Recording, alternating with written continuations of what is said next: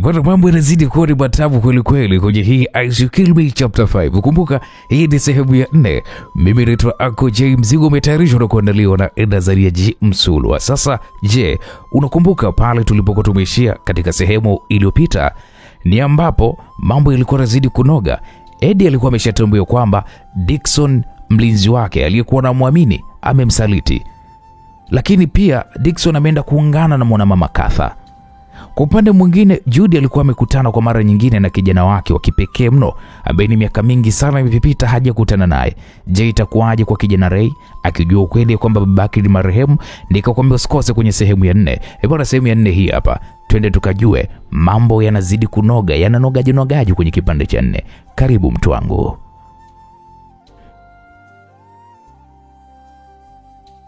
Kusema ule ukweli msikilizaji, kilio cha mwanamama huyu Judy kilimwashiria Ray hali halisi iliyokuwa inaendelea.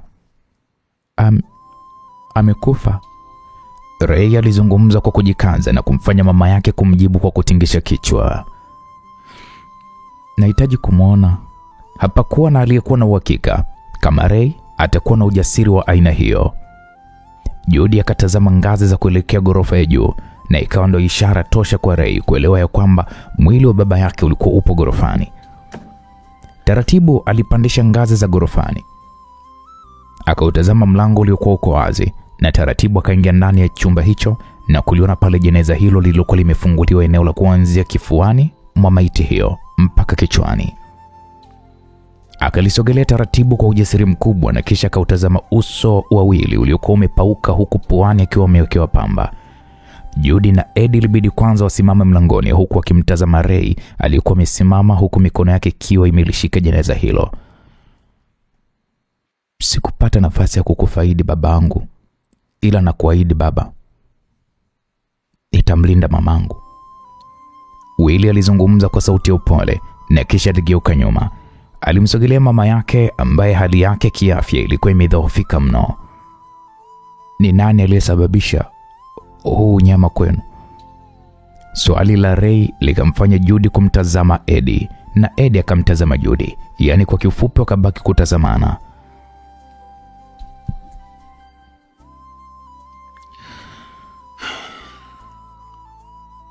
Ni watu wabaya mwanangu. Kina nani?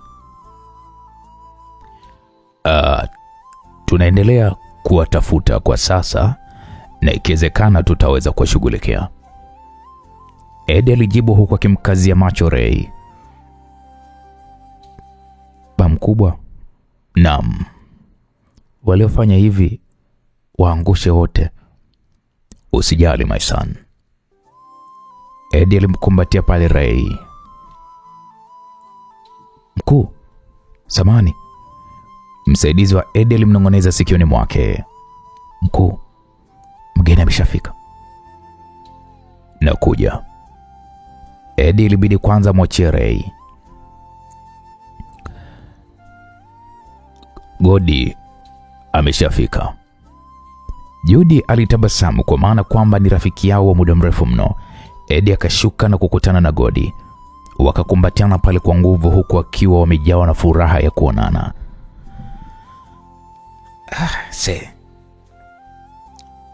Unajua bado siamini macho yangu. Kila kitu naona kama vile ni ndoto.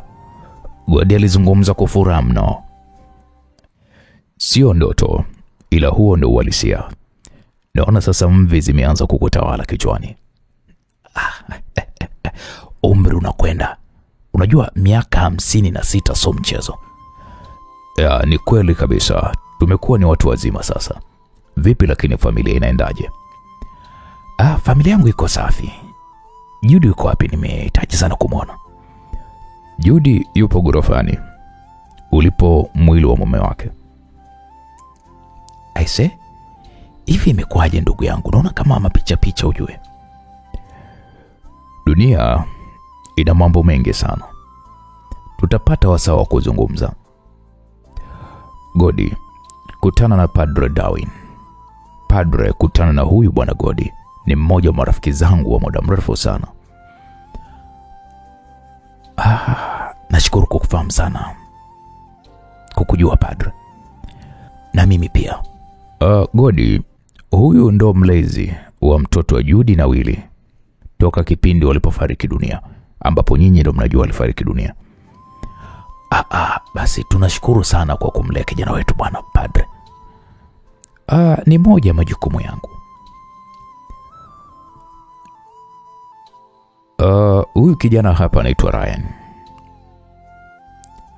Naamini kabisa ndio Eddie mpya ninayekwenda kumtengeneza kwenye taifa la Tanzania.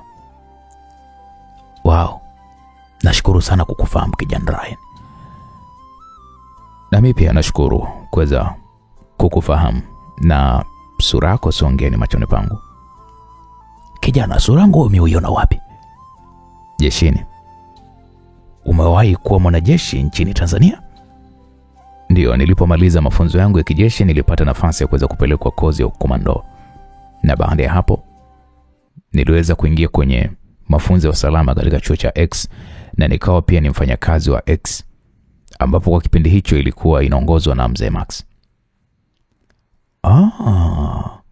Max kipindi chake shirika la usalama lilikuwa na umakini na uweledi sana, ila wafanyakazi figisu wakamtoa.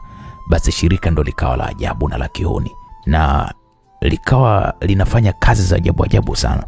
Aise, safi sana kijana kwa kuungana na Eddie, na umemchagua mtu sahihi na umechagua upande ulio sahihi. Nashukuru sana mzee wangu. Ryan alizungumza kwa furaha mno. Na uso wako una plastiki mask eh? Umejuaje mkuu? Ryan, unajua Godi kulitambua hilo ni jambo rahisi sana. Ni watu ambao niliwafundisha kujua mtu wa kila aina, hata kama amebadilishwa sura. Eddie alijibu kwa utulivu kabisa. Okay, sawa mkuu. Basi mimi ngoja nikamwone Mfio. Godi alizungumza na wakapandisha ngazi kuelekea gorofani. Anko Godi, Ray alizungumza huku akimkumbatia Godi. Umekuwa mbaba siku hizi. Ndio anko, na wewe unazeka sasa. Ninakuwa babu. Taratibu Judy alikumbatiana na Godi. Wakakaa kimya kwa dakika kama 5 huku wakiwa wamekumbatiana. Ase, pole kwa kila kitu kilichotokea dada.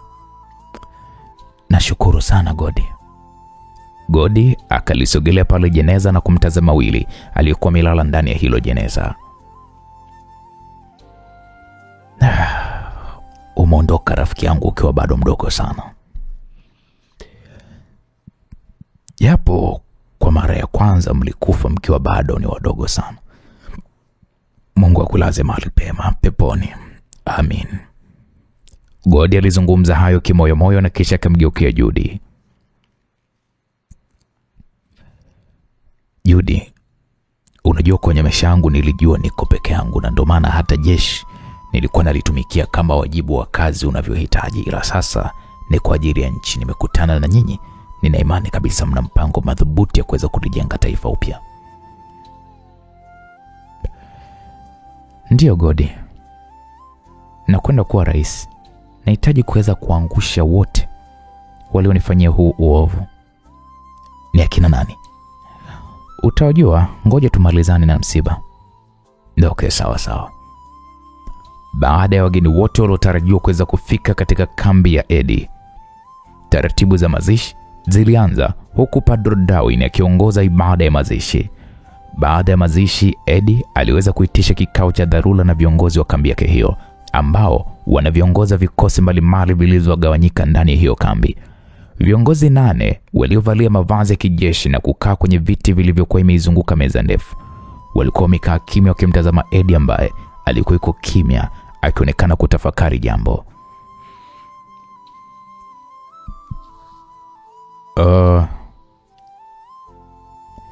Nina imani nyote humu namfahamu Bwana Dickson. Ndio mkuu. Dickson amewaua walinzi wake na amekwenda kuungana na aliyekuwa mke wangu. anaitwa Carter. Carter ndiye mkuu wa Scorpion. Hiyo picha mlioiona hapo ni nyakati ya mimi na yeye tukiwa katika nafasi ya urais. Naam, Eddie alizungumza huku akiwa anatazama TV kubwa yenye picha yake pamoja na mwanamama Carter.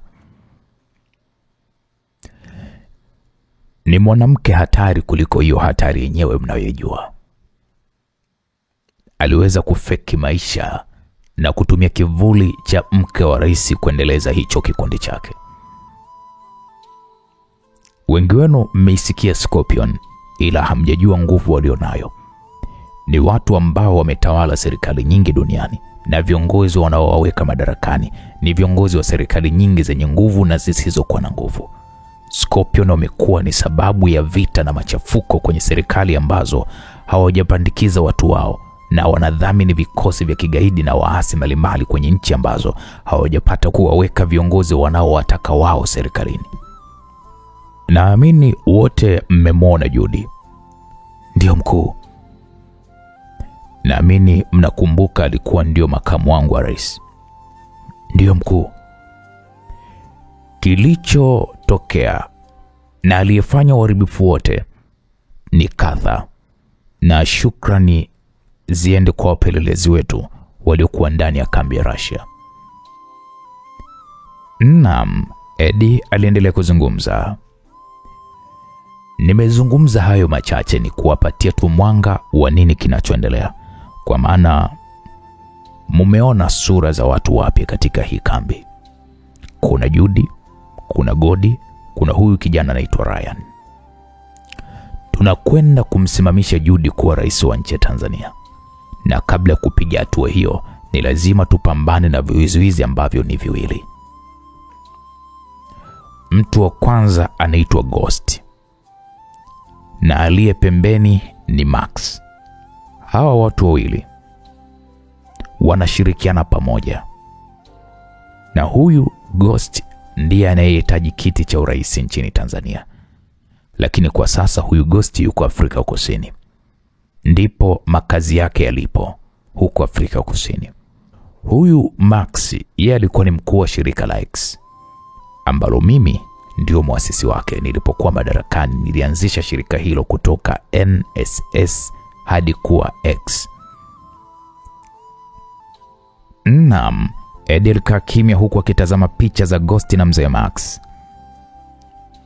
Hawa watu wawili tunapaswa kuweza kuwazuia kabla ya kuchukua madaraka. Huyu wa pili ambaye ndiye makamu wa sasa wa rais nchini Tanzania, huyu ni miongoni mwa watekelezaji wa matakwa ya Scorpion. Naam, ghafla mlango wa ukumbi huo ulifunguliwa. Aliingia msaidizi wa Eddie na akamfuata pale kwa kumnongoneza kumwambia, mkuu, rais wa Syria yuko hapa na anasema ni dharura. Mwambie nakuja. Sawa mkuu. Eddie alishusha pumzi taratibu na kisha akaendelea kuzungumza. Kitendo cha bwana Dickson kutusaliti, maana yake ni kwamba tunapaswa kuweza kuwa macho kwa kila kitu, kwani ni lazima atatoa siri zetu, na dalili hiyo imeshaanza kuonekana. Kwa unahitaji kila mmoja wenu kwenye kila idara yake asimamie ulinzi wa eneo hili, ili maadui wanapoweza tu kusogelea mlango wa kuingilia hapa na atakayejaribu kuweza kutuvamia, basi tutambue tunakwenda kumwangamiza. Nadhani tumeelewana. Ndio mkuu. Okay, mnaweza mkatawanyika. Walisimama pale na kisha wakampigia Eddie saluti na wakaondoka hilo eneo. Eddie moja kwa moja akaelekea hadi ilipokuwa ofisini kwake na akamkuta pale rais wa Syria katika eneo la kupumzikia. Pole sana, nimekuweka sana mheshimiwa. Hapana mkuu, nimefika muda so mrefu. Karibu sana ofisini. Kweli wakaingia ofisini.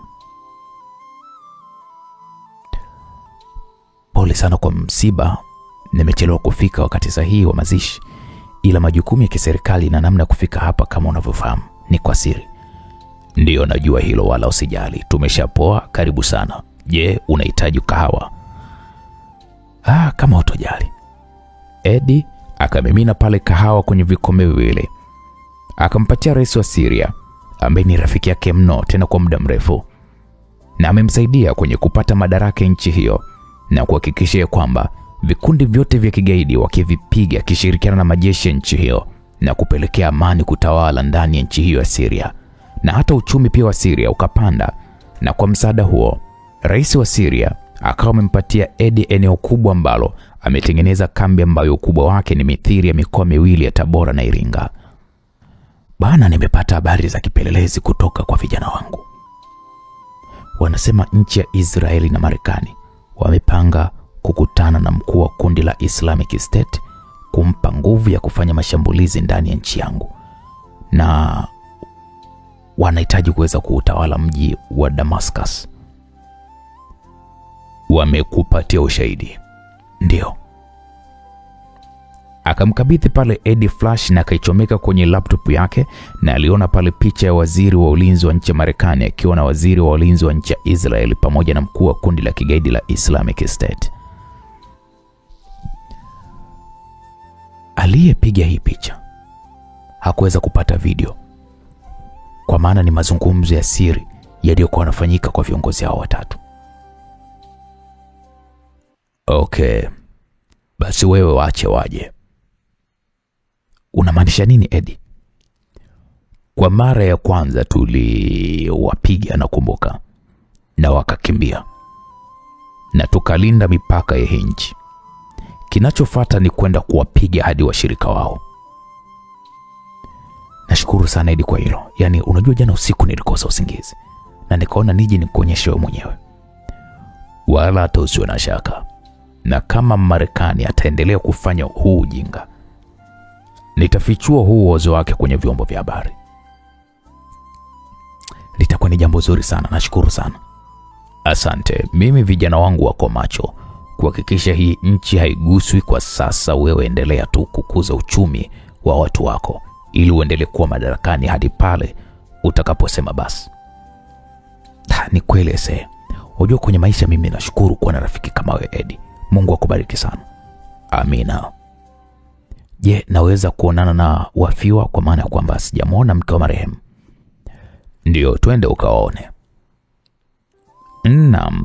Kwa hilo wakaelekea moja kwa moja katika eneo alipokuwa Judy na mwanae. Eddie akawatambulisha pale kwa rais wa Syria.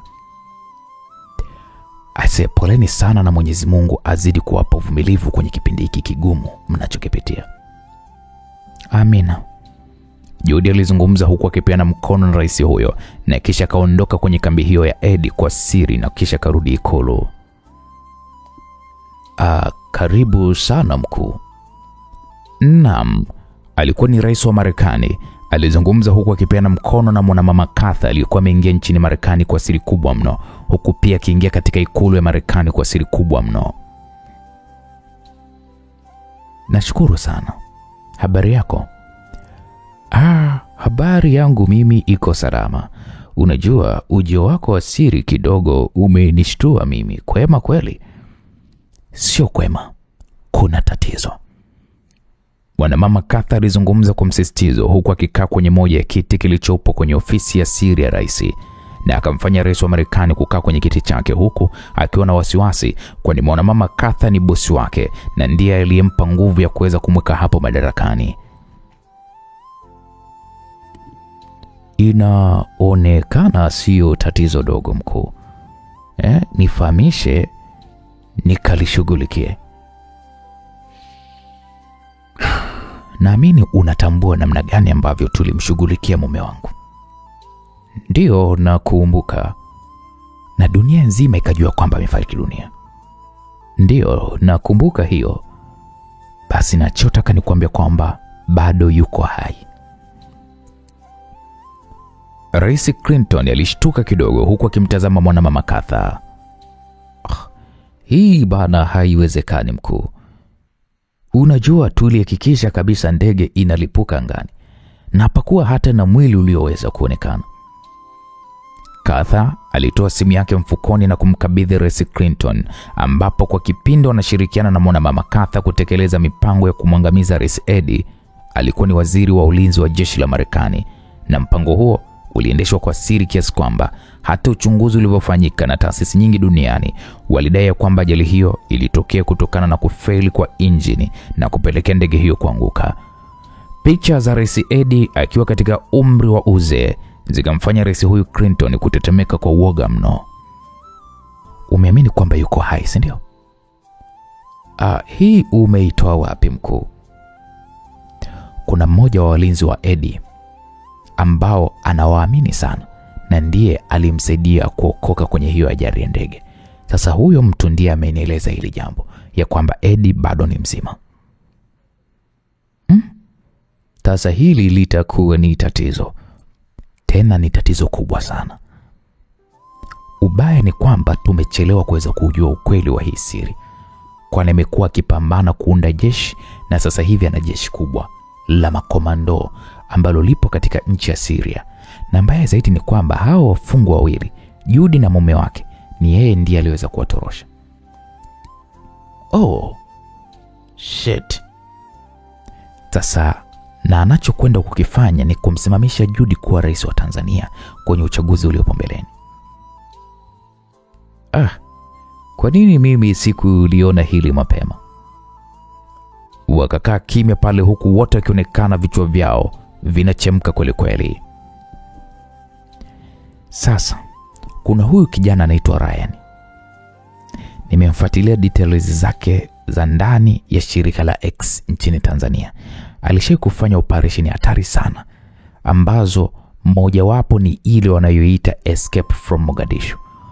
Huyu alikuwepo kwenye msafara wa makamu wa rais na ndiye aliyemtorosha makamu wa rais ambaye tunakwenda kumsimamisha kwenda kuwa rais wa nchi ya Tanzania baada ya mwenzake kuweza kustaafu muda wake. Kwa nini sasa alifukuzwa?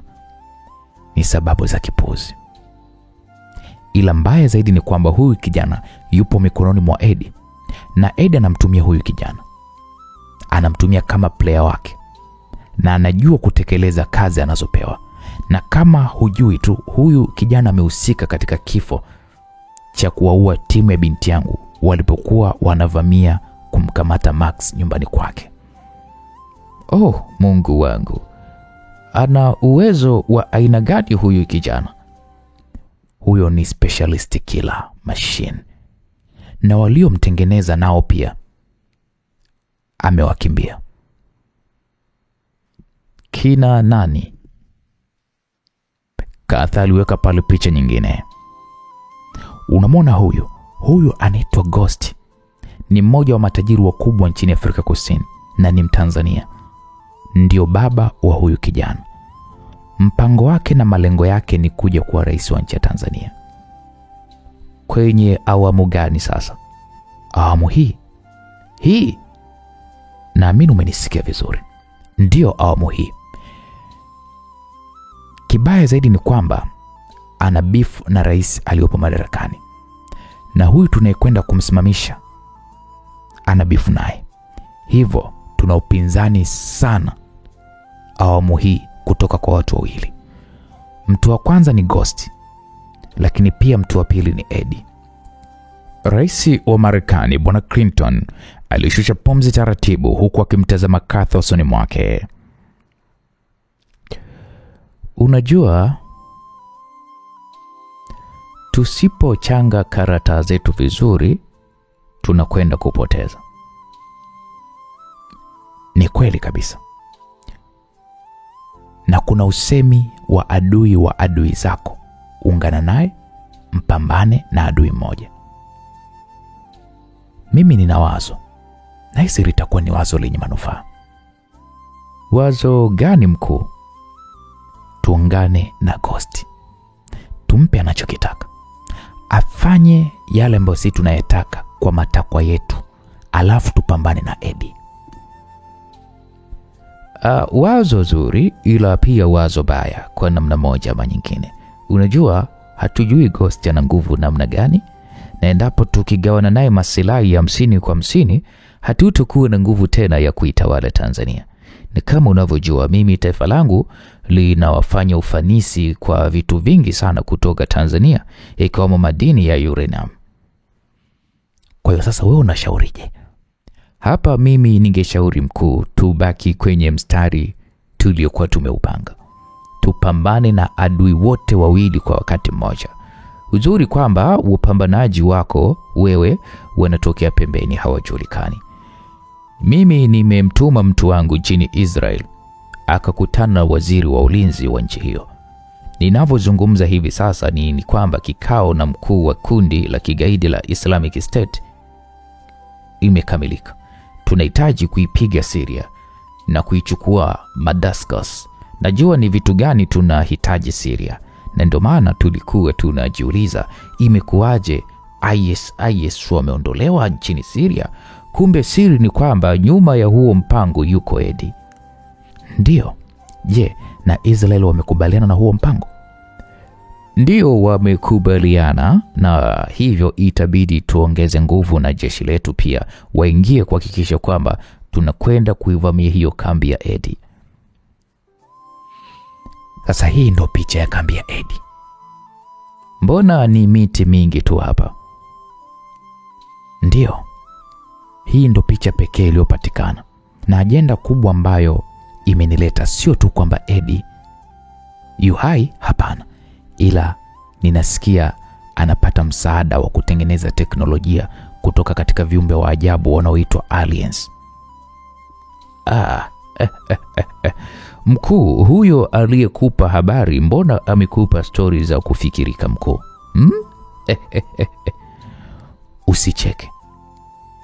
Area 51 mumeficha nini? Sura ya rais wa Marekani taratibu ikatoweka kwenye tabasamu na kumfanya kujawa na mshangao. Mwanamama Katha akasema, mimi najua kila kitu dhidi ya hilo eneo la Area 51. Unahisi sina watu wangu ndani ya hilo eneo? Teknolojia kubwa mnazozipata, mnahisi zinatoka wapi? Nchini Korea. Teknolojia zao zote zinatokea wapi? Rais Clinton akakaa vizuri kwenye kiti huku akiwa ametawaliwa na uso wa kuishiwa pozi. Hivyo ninavyozungumza jambo najua full details, na hilo jambo nalielewa. Je, bado unabisha katika hapo? Mwanamama Katha alizungumza kwa mkwara mkubwa mno huku akimkazia macho Rais Clinton. Hapana mkuu, ila unajua hilo ni swala la nation security. Nation security? Nani mkuu wa hilo jambo? Ni mimi mkuu. Hivyo unajua uwepo wake hao viumbe, si ndio? Rais wa Marekani ilibidi akae kimya akijaribu kuisoma kile mwanamama Katha ambaye kwenye masuala mahojiano ya kumpagawisha anayemhoji aiseni yuko vizuri mno. Mwanamama Katha alizidi kuyatoa macho yake akimaanisha ya kwamba anasisitiza alilokuwa ameliuliza. Si ndio nakuuliza? Ndio mkuu. Sasa kilicho kuchekesha ni nini?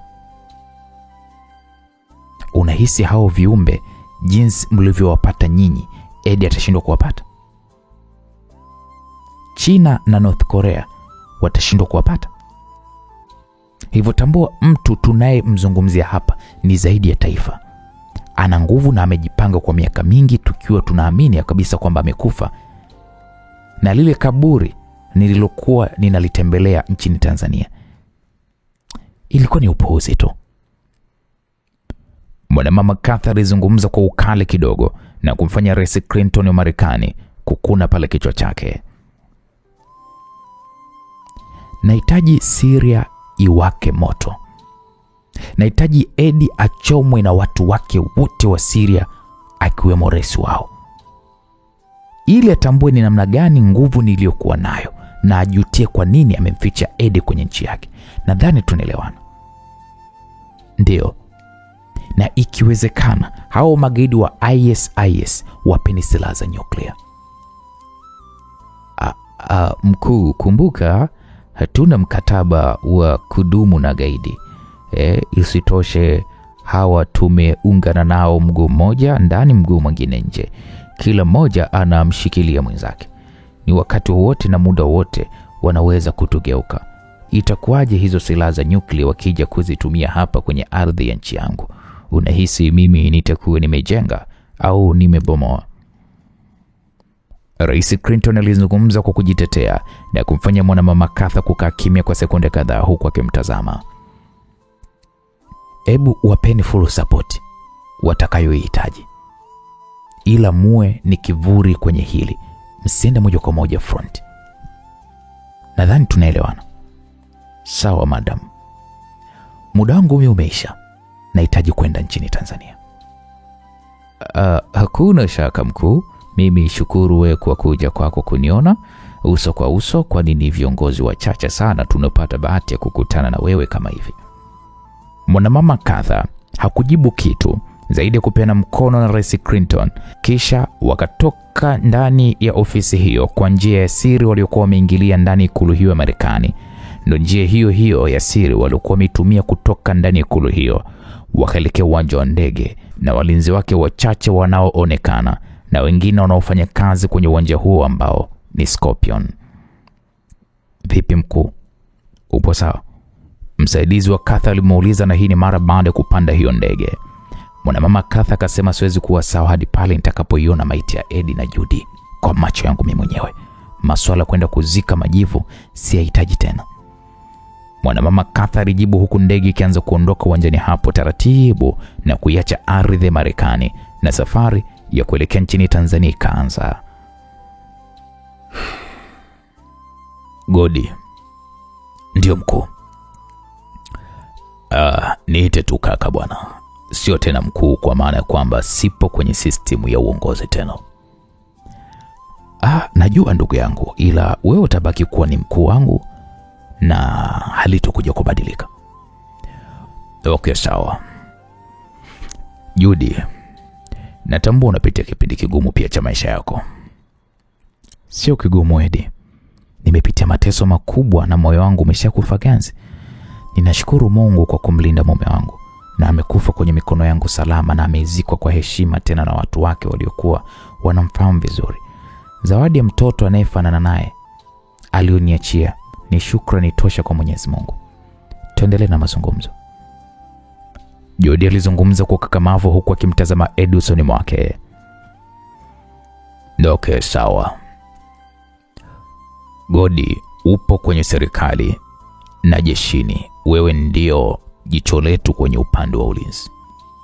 Naamini unatambua namna nilivyokuwa ninaiongoza jeshi. Ndio natambua mkuu. Una cheo kimoja juu yake ili uwe CDF, si ndio? Ndio mkuu. CDF wako wa sasa unamwonaje? Hasomeki mkuu. Ni mtu ambaye huwezi kumweka kwenye rada na ukamsoma vizuri, ila ni kwamba anamsikiliza sana rais aliyemweka madarakani. Huyu rais wa sasa amebakisha miezi kuachia uongozi? Ndio. Ni kitu gani ambacho unaweza kukifanya ukampiku huyo CDF wako wa sasa? Godi alikaa kimya kwa sekunde kadhaa huku akijaribu kutafakari jambo. Sijui kwa kweli. Sio mla rushwa yule? Sijawahi kusikia, na hata kama ikitokea basi jua ni kwa siri sana, na hatuna ambaye ataweza kujua kama amekula rushwa, na ndio maana ninasema sio mtu kusomeka. Jeshi linampenda. Kwenye 100% tuweke 70. Ni jeshi zima hilo limempenda, 70% ni nyingi mno. Judy alijibu hivyo. Je, na wewe ndani ya jeshi una mvuto kupendwa? Mimi sana tu. Unajua nimekuwa ni mtu ambaye ninapambania sana maslahi ya wanajeshi wangu, hususan wale wanaomaliza muda wao kazini, wanaoingia kazini. Kwa hiyo nimekuwa nikimsumbua sana CDF kwenye masuala ya maslahi ya jeshi, na kama mnavyojua mimi ni mcheshi, na hata kunapotokeaga vikundi ndani ya jeshi basi CDF unituma sana mimi kuvitatua. Hebu ngoja kwanza. Eddie, huyu kijana ni nani? Judy aliuliza. Huyo anaitwa Ryan. Ewa, Kwani hana watu wanaowajua wanaweza kumpenyezea taarifa ambazo zinaweza kutusaidia kuhusiana na huyo CDF? Sidhani, ila ngoja nimuite. Rais Eddie akamtumia ujumbe wa simu Ryan, na baada ya dakika 3 Ryan aliingia ndani ya ofisi hiyo. Ndio mkuu. Hebu kaa hapa Ryan. Shukrani sana mkuu. Tuna kikao cha mipango ya kuikomboa nchi kama unavyoelewa. Ndio mkuu. Sasa je, una mtu ambaye anaweza kutupatia taarifa za CDF wa sasa nchini Tanzania? Ngoja niangalie mkuu. Ryan akatafuta namba ya Naima, akampigia simu. Simu ya Naima ilianza kuita pale na kisha akaipokea. Ni mimi Ryan naongea. Oh, Mungu wangu. Unajua nimeshtuka kuona namba imekuja private. Unashtuka nini? Unahisi kwamba ni nani atakayekupigia? Okay, sawa ndugu yangu, uzima? Uasilimia 100. Nina shida moja. Shida gani? Nahitaji kumjua CDF wa sasa wa Tanzania, taarifa zake hususan ambazo zitaweza kunisaidia kumweka mkononi. Una bahati sana ndugu yangu. Ryan aliweka loudspeaker na kuiweka simu hiyo mezani na kuwafanya watu wote wamsikie kile anachokizungumza Naima. Nina bahati? Bahati gani tena? Na mimi unajua jinsi wazee wanavyomtumia Pamphile. Ndio najua.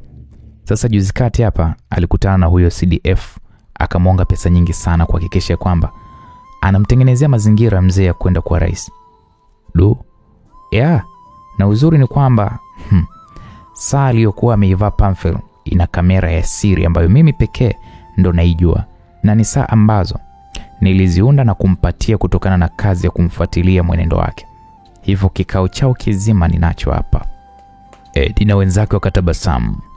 Ryan akamwambia nitumie. Dakika 0 na kutumia, ila Ryan kuwa makini kaka. Kwani ukicheza vibaya mzee wako ataitumia familia yako kama fimbo ya kukupigia. Naelewa, afu nashukuru sana Naima, mzigo umefika. Poa kaka, maisha mema. Ryan alikata ile simu na kisha akaifungua video hiyo. Na kwa kupitia simu yake hiyo akaunganisha na TV kama mfumo wa wireless, na wakaanza kuona video hiyo ambayo endapo itamfikia rais wa Tanzania aliyopo madarakani, basi nafasi ya CDF inakwenda kupeperuka kama njia na atashtakiwa kijeshi kama muasi, na adhabu ya muasi ni kuuawa tu siku zote. Vizuri sana. Tena sana. Eddie alizungumza kwa furaha mara baada ya video hiyo kuweza kuisha. Huyu aliyekutumia video hiyo ni nani? Ni kijana wangu ambaye ninamwamini kwa 100%. Ni mbobezi kwenye masuala ya teknolojia. Ryan alijibu huku akitabasamu, na ndipo Eddie akasema tunamhitaji sana huyo. Kwa sasa anafanya kazi na babangu akiwa chini ya mzee Max, na ni mwangalizi wa familia yangu. Endapo tutamchukua nitakosa kujua taarifa za mke wangu. Nimekuelewa, basi mwacha endelee kuwa mmoja wa jicho letu kwa upande wa Ghost. Eddie alizungumza huku akimtazama Ryan, huku akiwa na tabasamu pana usoni mwake. Sawa mkuu. Sasa basi tumeshapata ushahidi ambao utamfanya CDF kufukuzwa kazi, si ndio? Ndio. Godi, ushahidi huu utabeba hadi kwa rais. Kwa kutumia huu ushahidi utaaminika kwa 1% kubwa sana na rais, na rais anaweza kukupatia cheo cha kuwa CDF mpya. Sasa siponipatia, kwa maana kwamba tusifikirie upande mmoja tu wa shilingi. Eddie, alichokizungumza Godi ni kizuri, lakini pia kwa upande mwingine ni mbaya. Ni kwamba mke wako ndio anaongoza vichwa vya hao panzi wote hao, na mke wako anamjua Godi vizuri sana. Kwa mfano, huyo sijui nani huyo aliyeua watu wake, kama ametoa siri ya uwepo wako duniani, na akimwona Godi, basi tambua tu plani yetu itakwenda vibaya, na Godi tutamweka kwenye nafasi ambayo haitokuwa nzuri. Alafu alichokisema Judy kina mantiki. Sijui unanielewa Eddie. Kwa kuwa mimi nimeshajua kwamba jamaa amepokea pesa nyingi kutoka kwa huyo Ghost, nafasi yangu mimi kuweza kuangalia mienendo yake kwa umakini zaidi, huku tukisubiri maamuzi ya wananchi ya kuona ni namna gani tunaweza kupambana nao. Eddie alikaa kimya kwa muda kidogo. Ryan, wewe unashauri nini kwenye hili? Wote wakamtazama Ryan ambaye swali hilo limekuja kama ajali kwake.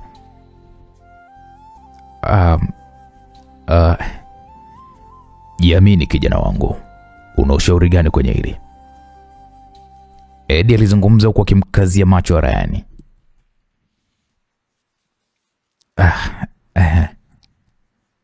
Alichokizungumza Madam Judy ni kweli.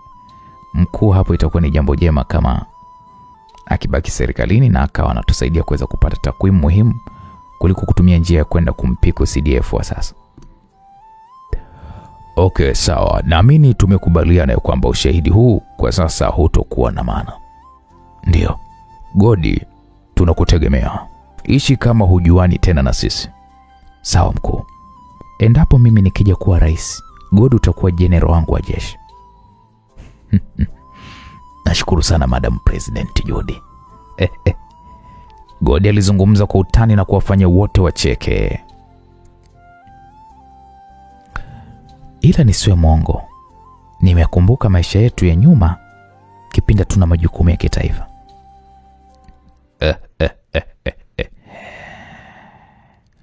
Hasa zile misheni. Godi alizungumza pia kwa masikitiko.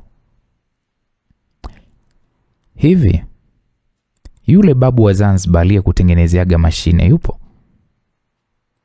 Judy aliuliza na kumfanya Godi na Eddie kucheka. Maskini ya Mungu, alifariki. Oh Mungu wangu, amrehemu Mungu huko alipo.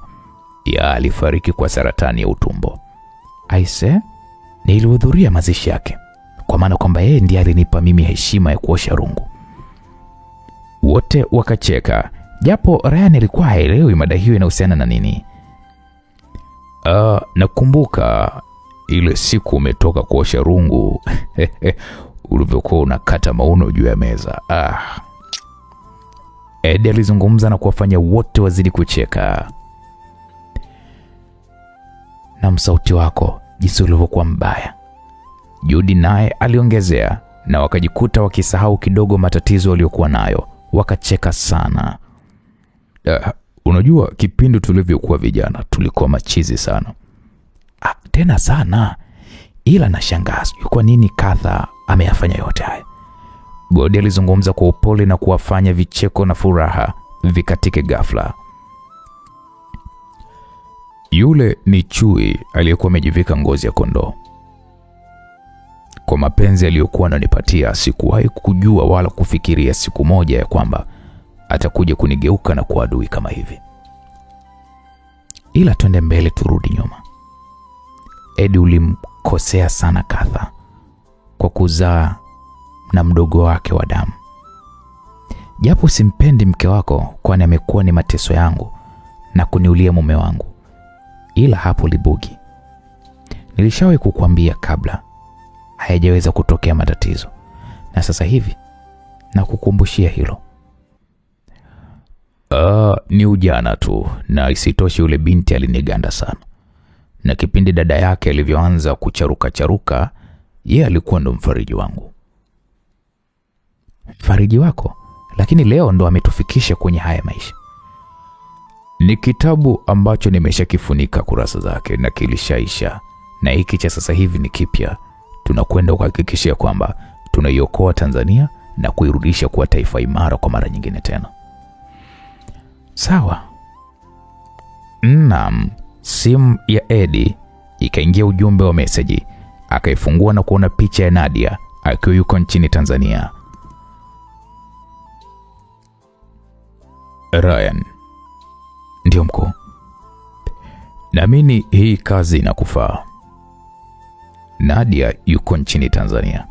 Najua mlishawahi kulala hoteli moja nchini Ujerumani. Hivyo ni wakati wako kwenda nchini Tanzania. Najua pia jinsi ulivyoua kikosi chake. Sidhani kwa muonekano wako huu sasa kama ataweza kukufahamu. Sasa mkuu, unahitaji mimi nikafanye nini? Nahitaji uende nchini Tanzania na uhakikishe unamtongoza na anakuwa mpenzi wako. Ikiwezekana ufunge na ndoa. Kupitia yeye utapata taarifa za umuhimu sana. Vita hii ni ya kwangu na mama yake na sio yake. Bado ninampenda mwanangu na yule ni damu yangu, na njia pekee ya kumwokoa ni wewe uwe naye kimahusiano. Ila mkuu, mimi na familia. Natambua, ila familia yako iko salama. Hatuwezi kuhatarisha maisha ya Nadia kutokana na upumbavu wa mama yake. Eddie, bado tunamhitaji sana Ryan kwenye hii vita. Endapo atakwenda kujumuika na binti yako, kuna mambo mengi sana tutayapoteza. Ni vema huyu kamwacha kwa sasa awe free. Nikiwezekana tusimpigie mahesabu Nadia. Tuangalie vita iliyopo. Pia utariski maisha ya familia. Unajua alichokiongea Judy ni sahihi. Kama huyu bwana mdogo ana familia na ana ndoa, hebu tumwache kwa sasa. Tutajua ni namna gani kuweza kupigana na Katha pamoja na Nadia kumwacha. Godi naye alisisitiza hilo. Sawa, mimi nimeelewa. Ryan, inabidi utangulie nchini Tanzania. Najua una nyumba yako kule, ila nitahitaji ukawe mfanyabiashara wa magari. Eneo lipo na linaandaliwa. Utakuwa ndio mmiliki wa hiyo kampuni. Itakusaidia kuweza kukukutanisha na watu wengi na utaweza kupeleleza mambo mengi pasipo mtu kuweza kujua kama wewe ni mpelelezi. Sawa mkuu. Hakikisha kwamba unakuwa underground. Watu wanaokujua, wasiokujua maisha yako ya nyuma, usiwape nafasi ya kugundua hata kama ni mke wako. Nadhani umenielewa kwenye hili. Ndio mkuu. Kuna meli imetoka Japani wiki ya 3. Ina magari mazuri ya kifahari kama 150. Utaanza na hiyo biashara. Kama ni wafanyakazi utawatafuta. Baada ya wiki 4 itafika nchini Tanzania hiyo meli. Naamini ujenzi wa eneo utakapoanzisha hiyo biashara utakuwa umekamilika. Naamini hivyo. Japo mkuu, sifahamu imefikia level gani. Level ni nzuri. Utaondoka leo usiku na ndege ya saa 9 usiku. Hakikisha hii operation unaipeleka kwa akili kubwa sana na sio kwa hisia. Sawa mkuu. Unaweza kwenda kujiandaa. Ryan akatoka huku akiwa na furaha kubwa mno, kwani kazi iliyopo mbele yake imerahisishwa kwa kiasi kikubwa, na akilini mwake sasa akaanza kumwaza Flora, binti wa makamu wa rais ambaye amekuwa ni adui yake mkubwa mno na wamechangia mateso makubwa mno kwa mke wake kipenzi aitwa Elisa. Naam, msikilizaji, kwa upande wa Afrika ya Kusini, taratibu Lisa alionekana kufungua mlango wa chumbani kwake mara baada ya kusikia ukigongwa mara 2. Baba, Lisa alizungumza huku akipiga miayo. Ghost alijikuta akishikwa na bomboazi huku akimtazama kigauni cha kulalia alichokuwa amekivaa Lisa. Baba. Vipi, salama? Alizungumza Lisa huku akimtazama mzee Ghost usoni mwake. Salama kabisa. Nilitaka kujua kama umelala au bado. Bado baba, kuna masuala ya uongozi wa hospitali nilikuwa najifunza kwenye mtandao. Naweza kuingia? Bila shaka baba, karibu. Lisa alitangulia na kumfanya Ghost atazame mzigo wa Lisa huku nyuma, uliokuwa unaonesha kabisa mpaka nguo ya ndani aliyokuwa amevaa, jambo lililozidi kumpagawisha Ghost. Lisa akakaa kwenye sofa lililopo chumbani kwake. Vipi hayo mafunzo kidogo yanakusaidia, si ndio?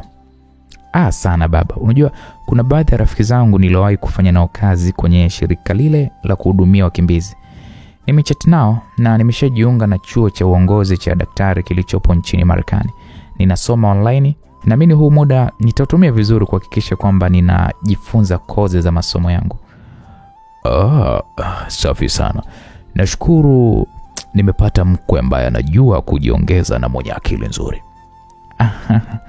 Asante baba. Tabasamu la Lisa likamfanya Ghost kuzidi kupagawa. Moyo wake tayari umeshajaa mapenzi mazito kwa Lisa ambaye anaamini akimfungukia sasa hivi hatoeleweka, kwani binti huyo anamheshimu kama baba mkwe. Alafu baba, mimi na swala kizushi. Uliza tu mwanangu. Endapo ikatokea ukakosa kiti cha urais, itakuwaje na hospitali tumeshaijenga? Sio rahisi kwa mipango niliyoipanga na uhakika wa 70% na kwenda kushinda iko kiti cha urais. Au una wasiwasi na mimi? Hapana baba, sina wasiwasi. Una mvuto mbele za watu, na endapo utakwenda na sera nzuri basi utashinda uongozi. Mapema sana. Kampeni zangu nitahakikisha ninaongea vitu ambavyo nitawahakikishia wananchi ya kwamba vinatekelezeka ndani ya muda mfupi sana. Litakuwa ni jambo jema baba, ila nipo chini ya miguu yako baba. Wale washenzi walionitesea pia na wazazi wangu, na kumbe ikiwezekana waue kabisa. Unataka wafe? Ndio baba, kama wao walitaka kuweza kuiua familia yangu, mimi sina huruma nao, ni bora wafilie mbali. Haiwezekani tukawaombea mema ikiwa ni washenzi sana kwetu. Lisa alizungumza kwa msisitizo.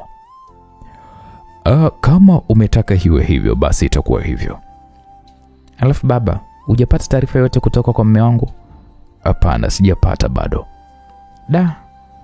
Ila usijali, atarudi na utakuwa naye. Sawa baba. Basi ngoja nikuache uendelee na masomo, mimi ngoja nikapumzike. Sawa baba, usiku mwema. Nawe pia mtunze bwana mjukuu wangu wa tumboni. Usimchoshe sana bwana. Upate muda mzuri wa kupumzika. Hospitali ipo tu na inakungoja wewe, hivyo wewe kuwa na amani, sawa? Sawa baba. Ghost alitoka chumbani hapo huku akiwa haamini alichokuwa amekiona. Shepu la Lisa kusema ukweli lilimchanganya. Alijikuta pepo la ngono likizidi kumtawala kichwani mwake. Moja kwa moja akaelekea chumbani kwa mzee Max, akamfungulia mlango. Vipi, mbona unamzuka hivyo, kwema? Kaka, nimeshindwa. Umeshindwa na nini tena? Kuvumilia. Nimetoka chumbani kwa Lisa, mtoto kavaa kijikitaiti dress sijui, unajua binti yule ni pesi kali yule, yani ule mzigo nilivyouona, jinsi lilivyokuwa linatetemeka, unajua nilitamani kumvamia, nilitamani nimbake, lakini ndo hivyo ndo mkwe. Hebu jaribu kukabiliana na hisia zako Ghost. Kuna mambo mengi ya kuyafanya na kuyafikiria kwa sasa.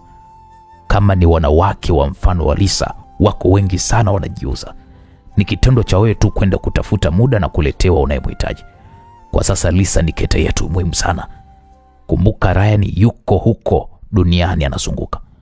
Hatujui ana mpango gani na sisi. Hivyo kuwa makini bwana. Unataka kuharibu kete mwishoni. Umeongea point ndugu yangu, inabidi nifunge zipu yangu. Hilo ndilo la msingi. Mawazo huyo binti aondoe kabisa kichwani mwako. Mapenzi siku zote huwa yanasababisha maisha kuwa magumu sana huko mbeleni. Ila acha niwe mvumilivu kwenye hili. Sio tu mvumilivu, potezea kabisa hiyo mada. Tusihatarishe mipango yetu mingi kwa sababu ya wanawake. Sawa kaka, usiku mwema bwana. Ghost akatoka chumbani kwa mzee Max na kuelekea chumbani kwake, huku akili yake ikiendelea kuwaza maungo ya mwili wa Lisa. Karibu nchini Tanzania mama, Nadia alizungumza huku akimpokea mama yake uwanja wa ndege akitokea nchini Marekani. Shukrani sana mwanangu, kuna mpya gani hapa? Mpya zipo nyingi. Kubwa ni kwamba nimeitisha kikao na rais pamoja na makamu wake. Nahitaji kuwapatia maangalizo ya nini kinapaswa kuweza kufanyika katika uchaguzi ujao. Vizuri sana. Bado hujakutana nao, si ndio? Ndio mama. Wakaingia ndani ya magari na walinzi wao na kuondoka uwanja wa ndege. Ila mama, unaonekana kama vile uko sawa. Nini kinachoendelea?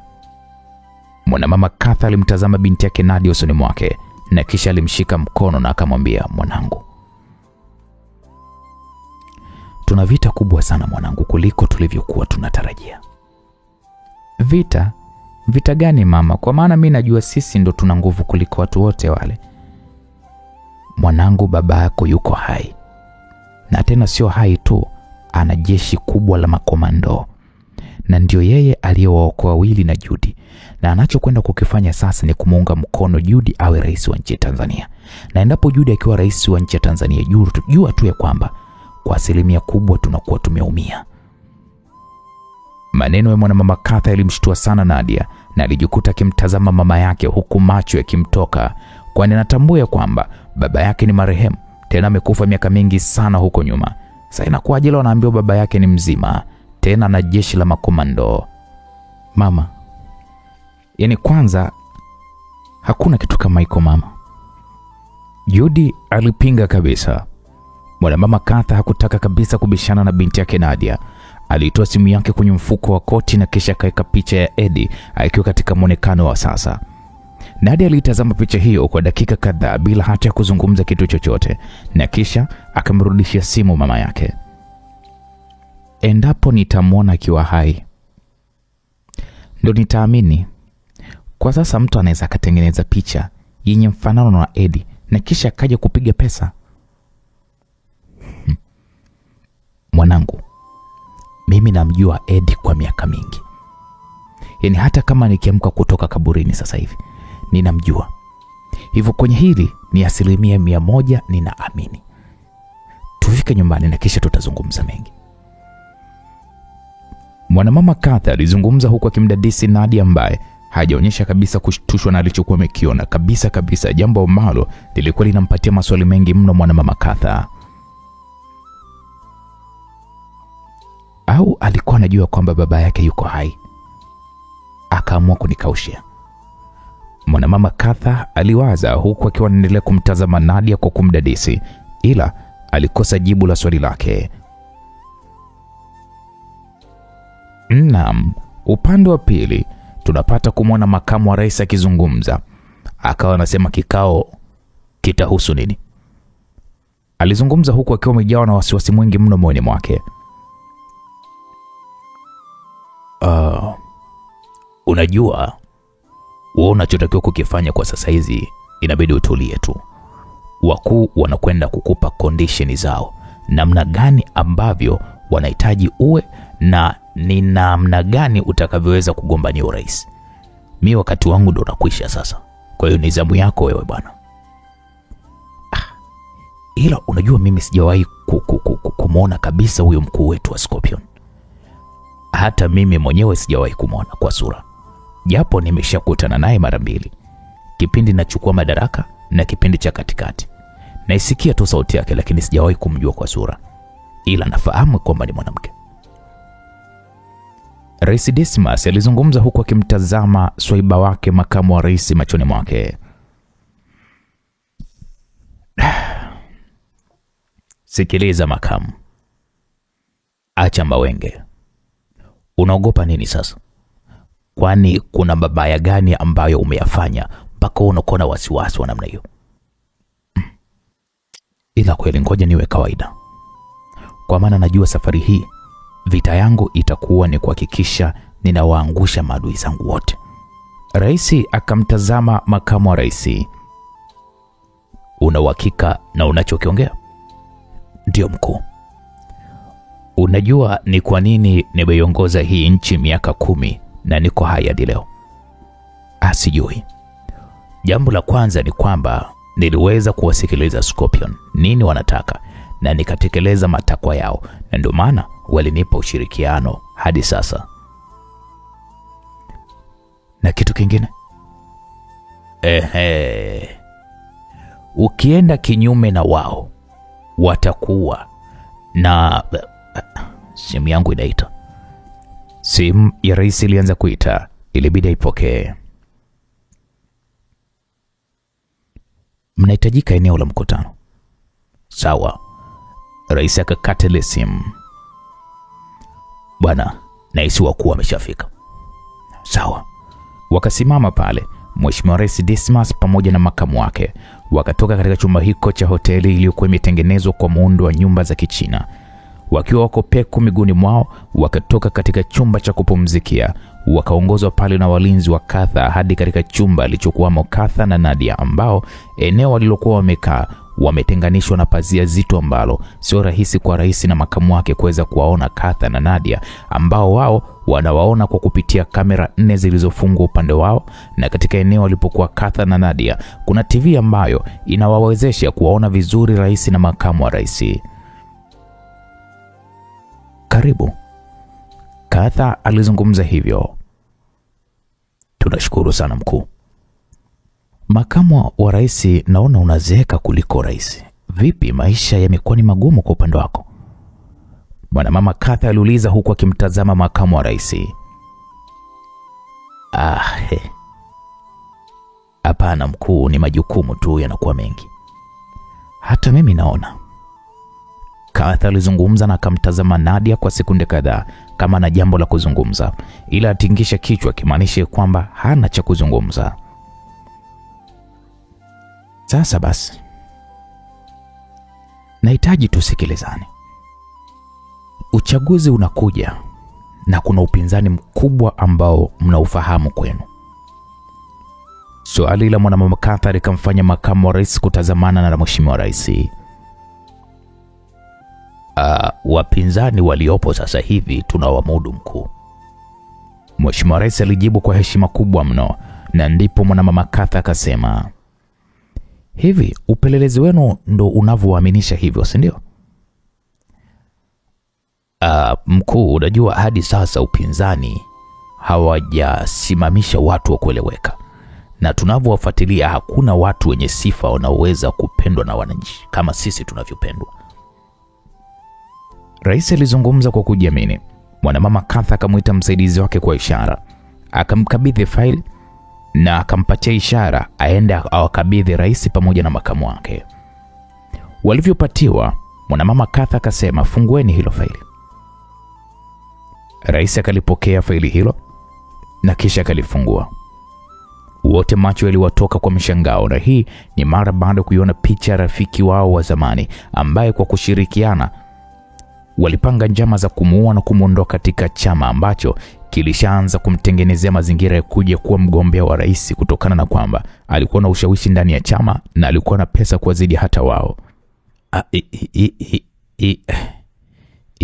Hichi tunachokiona ni kweli au? Rais aliuliza kwa kigugumizi, na ndipo mwanamama Katha akasema, naamini sasa mtakuwa mnajua, maana mlikuwa hamjui kinachoendelea. Huyu anaitwa Ghost, na ninajua mlichomfanyia. Ni miongoni mwa watu wenye nguvu na ana pesa nyingi sana ndani ya bara la Afrika pamoja na Amerika Kusini na Kaskazini, hususan kwenye nchi ya Mexico. Ni mmoja wa ambao watu wanaotarajiwa kugombania urais kwenye wakati huu.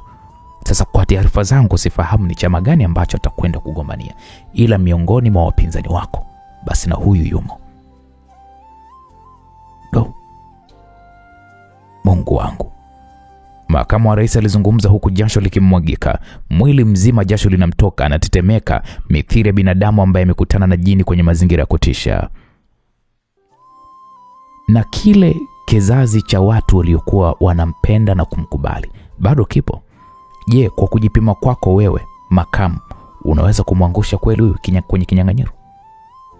Makamu wa rais macho alizidi kumtoka. Macho alimtoka kwa mshangao, kwani hata swali lilokuwa ameulizwa alishindwa kabisa kuweza kulijibu. Alishindwa. Na mbaya zaidi ni kwamba unabifu na mtoto wake ambaye ni Ryan. Je, uongozi wako utakuwa salama? Au kampeni zako zitakwenda salama?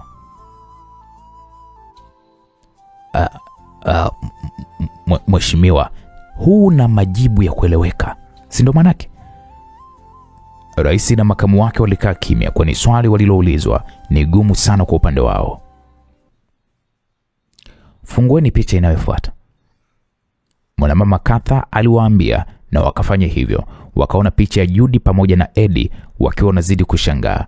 Mwanamama Katha akasema, sasa hao ndo walikuwa na nchi, si ndio? Ndiyo mkuu. Habari mbaya kwetu sote ni kwamba wapo hai. Na ukiangalia tu swala la kuwa hai, Judy anarudi kugombania urais. Je, makamu, kwa unavyojiona hao watu wawili unaweza kusimama nao majukwani ukashindana nao?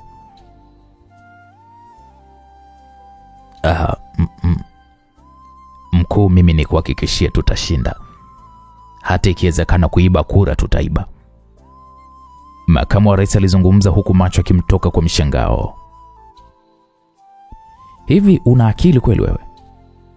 Unahisi kuiba kura hiyo mbinu wenzako kwamba hawaijui? Eddie alikuwa ni rais, anaijua hii nchi kila kona. Unahisi huo ujinga ataruhusu utokee kwenye kampeni? Hivyo kwa huyo Ghost, mnahisi kwamba hana watu ndani ya serikali? Ukiona mtu anapanga kugombania urais, tambua kwenye system yenu kuna watu wanaomtengenezea mazingira. Nyinyi mumekataa tu hapa. Imebaki miezi 7 kabla ya kampeni. Hamuelewi nini kinachokwenda kutokea. Hamjajipanga, mnahisi mtachukua tena madaraka. Mwanamama Katha alizungumza kwa hasira na kuwafanya makamu wa rais pamoja na rais wakae kimya huku wakitetemeka kweli kweli. Mna taasisi nyingi ambazo ni za upelelezi, lakini hamna taarifa ya umuhimu hata moja kwa kile kinachokuja mbele yenu. Mna kazi ya kuzurula tu. Mnahisi Scorpion inaweza kusimamisha mtu ambaye hatakuwa na nguvu ya ushawishi Na wauliza nyinyi. Mwanamama Katha alizidi kufoka. Nadia akawatazama makamu wa rais pamoja na rais, na kisha taratibu akamshika mkono mama yake. Nyie, tunapa miezi 3 ya kututhibitishia kwamba mnaweza kurudi madarakani kwa wakati mwingine. Ila kama mkishindwa, tusiwafiche, tutasimamisha mtu mwenye nguvu. Nadia alizungumza na kumfanya mama yake amtazame.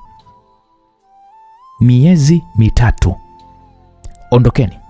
Makamu wa rais pamoja na rais wakatoka huku wakiwa wameishiwa pozi kabisa. Kwa nini mwapatie miezi 3? Mama, kumbuka hii vita tunatakiwa kuweza kuipigana tukiwa tuko nje ya box na sio ndani ya box. Hawa wana maadui wengi.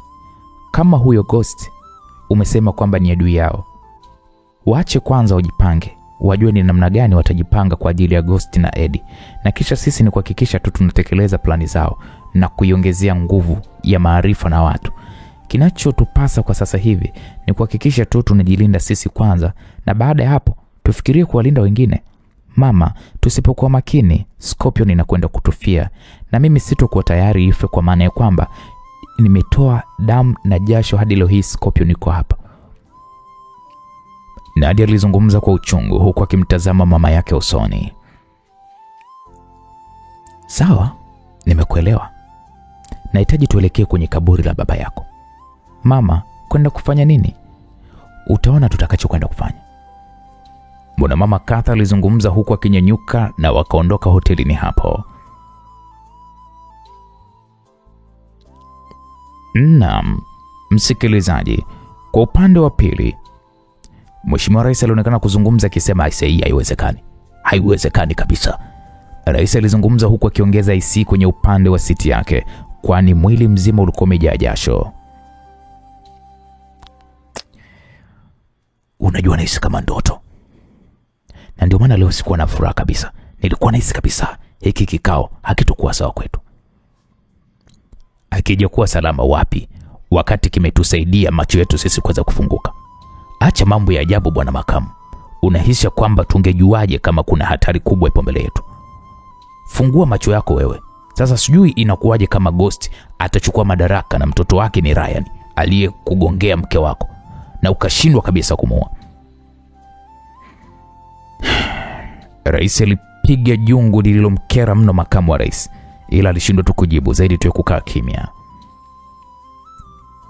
Aise, usipokuwa makini makamu, unapoteza hii nafasi. Rais alizungumza huku gari walilopanda likiingia Ikulu ya Dar es Salaam ambayo anaitumia makamu wa rais. Sikiliza bwana, mimi naondoka muda huu naelekea Dodoma. Utakapokuwa na plani yoyote nifahamishe. Faili hili hapa, kaa upitie kilichokuwa kimeandikwa humo ndani, kwa maana kwamba wewe ndo unajitengenezea nafasi. Kumbuka alichozungumza yule madam. Miezi 3. Tusipokuwa na kitu cha kueleweka, tambua kabisa tunakwenda kupoteza nafasi ya kuwa makamu wa rais. Shauri yako. Rais alizungumza na gari zikasimama. Wakafunguliwa pale mlango na walinzi wao, na kisha akamsindikiza rais kwenye uwanja wa helikopta zilizokuwa zimesimama, helikopta 3 za rais ambazo zinafanana kabisa. Aliingia kwenye moja ya helikopta huku walinzi wake nao wakiingia kwenye helikopta zao na kuondoka hilo eneo. Makamu wa rais moja kwa moja akaelekea eneo analoishi. Baba,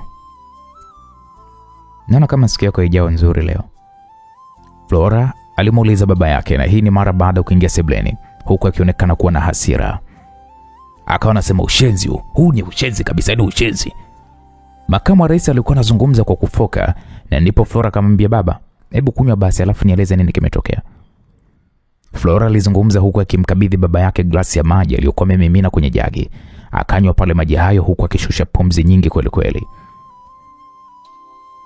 Tulia babangu, wasikuwe kwa pressure. Niambie nini shida. Hapo ndipo taratibu makamu wa rais akakaa kwenye sofa. Niambie baba, nini shida? Babake na Ryan yuko hai. Ndo nani? Kwa jina huwezi kumjua, ila naamini sura unamkumbuka. Maybe. Makamu wa rais akatoa pale picha ya Ghost kwenye faili hilo na kisha akamkabidhi Flora.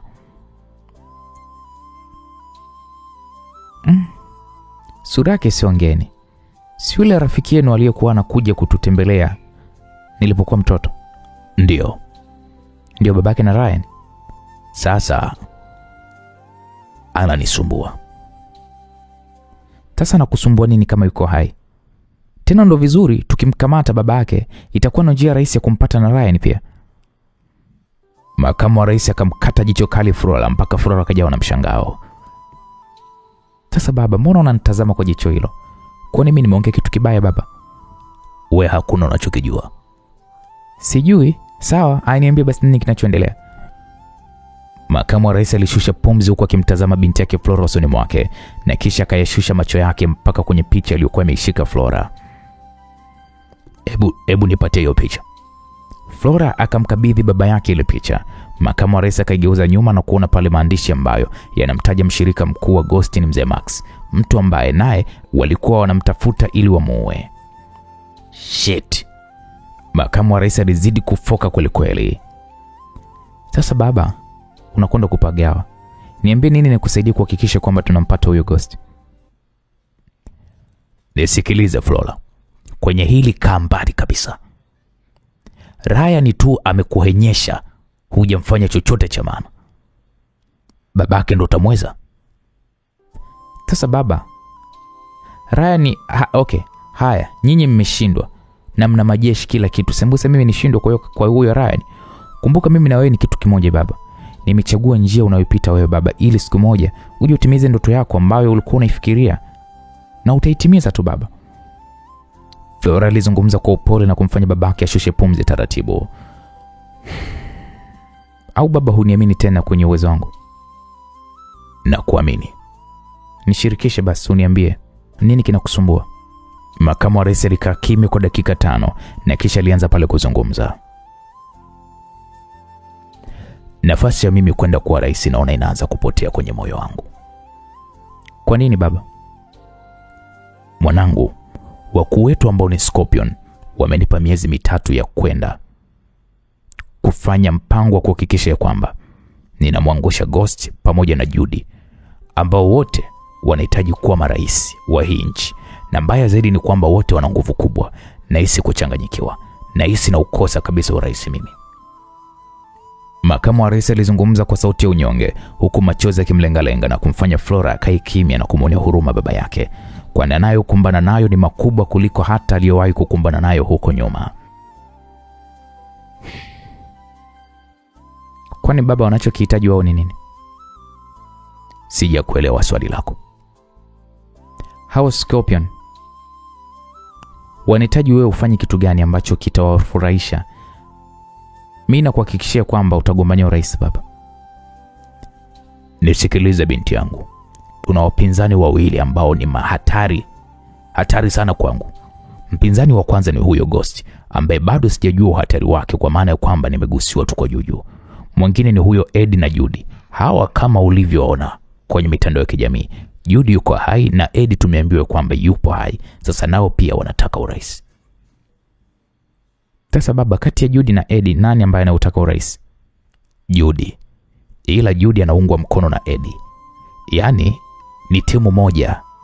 Kwa hiyo najiona kama nipo kuzimu, kwa maana kwamba sifahamu hawa watu wametokea wapi dakika za mwisho, ikiwa najua kabisa mimi wameshakufa muda mrefu.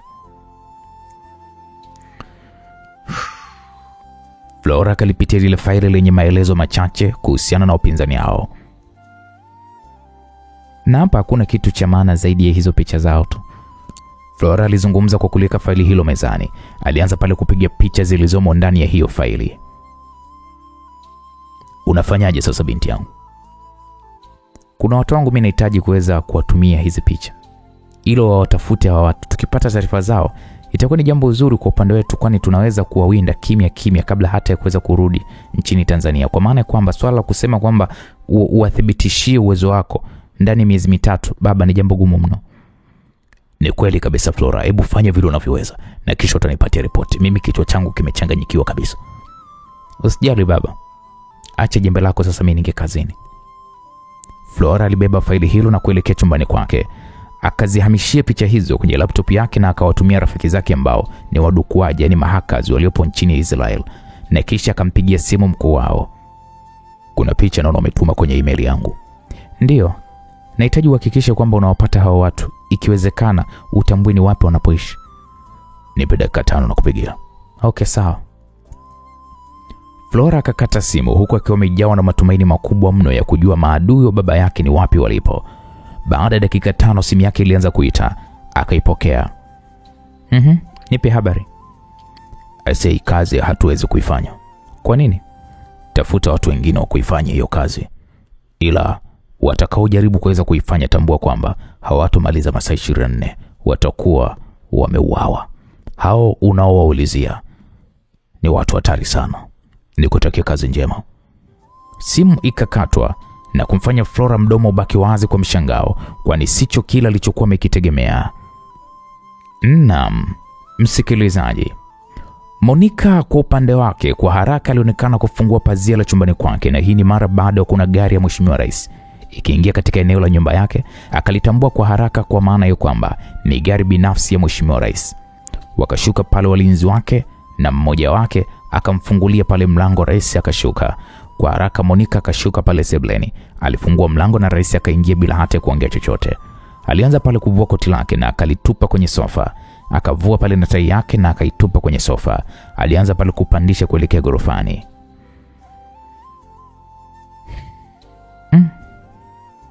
Leo sio kwema, Monica alizungumza kimoyomoyo huku akimfuata Rais kwa nyuma.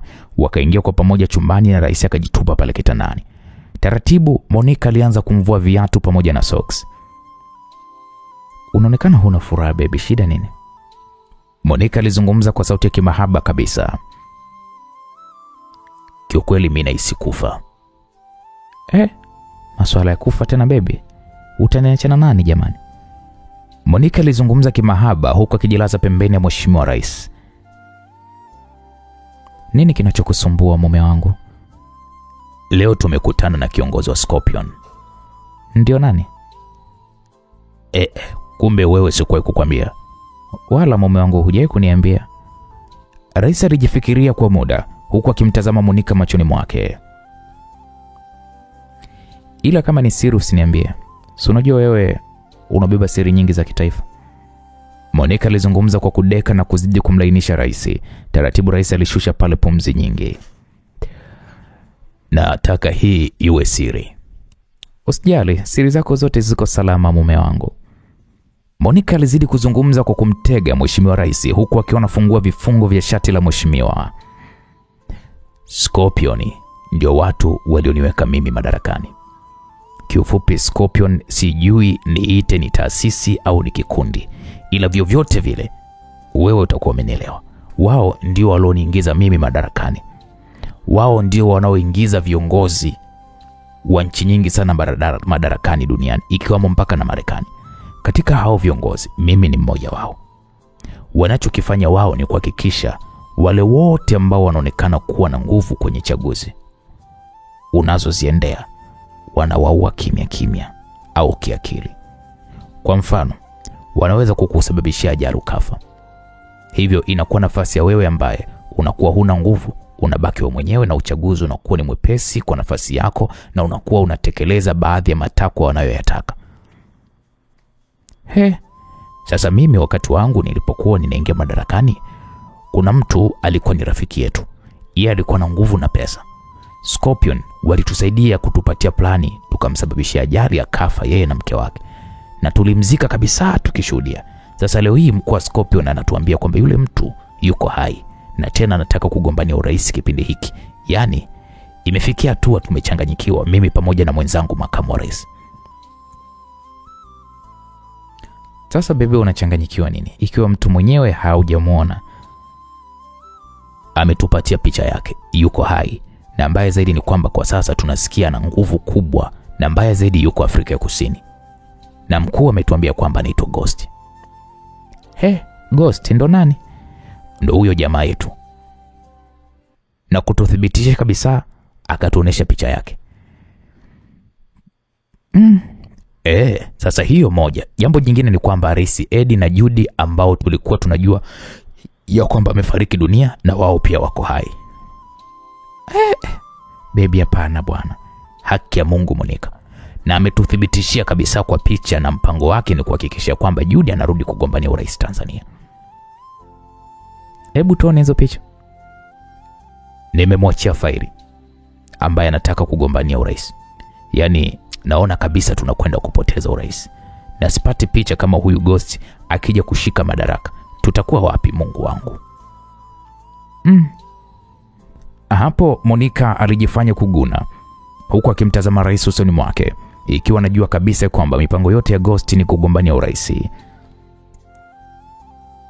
Sasa mume wangu, unataka mimi nikusaidie wapi hapo? Nimechoka mpenzi wangu. Najisikia kulala, sina hata hamu ya kurudi Ikulu. Na mbaya zaidi wametupatia miezi 3 ya kuhakikisha kwamba tunawapata huyo Ghost na Eddie. Wewe unafikiri si tunawapata vipi? Sasa mume wangu, ungenipatia picha, mimi ningeunda kikundi cha watu wangu ninaowaamini, wakaianza hiyo kazi haraka iwezekanavyo. Ingekuwa ni rahisi kwa upande wetu. Hebu nimwambie huyu anitumie picha. Rais alitoa pale simu yake kwenye mfuko wa suruali na kumpigia pale makamu wa rais, akamwomba picha za Ghost, akamwomba picha za Eddie, akamwomba pia na picha za Judy. Hazikuisha dakika 3 akaingizwa hizo picha na akamuingizia Monica kwenye simu yake. Leo naomba uniache nipumzike. Sihitaji kufanya chochote. Naamini nikishaamka nitakuwa na akili vizuri. Sawa mpenzi wangu, unataka hata nikukatikie kidogo? Nimechoka baby, akili haiko sawa. Sawa mume wangu, basi pumzika. Au nikakuogesha? Hapana, na usingizi mzito na mawazo mengi. Ngoja tu kwanza nilale. Nitaoga nikiamka. Okay, sawa mume wangu. Taratibu rais akajilaza vizuri kitandani hapo. Monica alishusha pumzi nyingi mara baada ya kuiona picha baba yake mkwe. Akafungua kabati lake na kutoa laptop. Akashuka gorofani na kuelekea sebleni. Akazingiza picha hizo kwenye laptop yake na kisha akaingia kwenye mtandao wa Deep Web ambao anautumia kuwasiliana na mzee Max, na akamtumia picha hizo na maelezo yake. Baada ya kuweza kuimaliza kazi hiyo, akazima laptop yake na kurudi chumbani kwake kwa ajili ya kulala. Naam, msikilizaji, sasa kule Afrika ya Kusini, mzee Max macho alimtoka mara baada ya kuona picha ya Eddie na Judy. Maelezo kutoka kwa Monica yanawatahadharisha kwamba tayari serikali imetambua mpango wa Ghost kurudi nchini Tanzania na kugombania urais. Mzee Max akashuka kitandani, akavaa pale kobazi zake na akatoka chumbani hapo. Moja kwa moja akaelekea chumbani kwa Ghost. Akagonga pale kwa muda, kisha Ghost akafungua ule mlango.